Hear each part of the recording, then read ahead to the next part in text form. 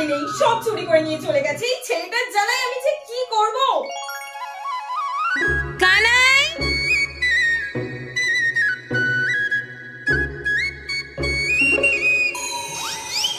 এই মাখন চোর, দাঁড়া বলছি, দাঁড়া।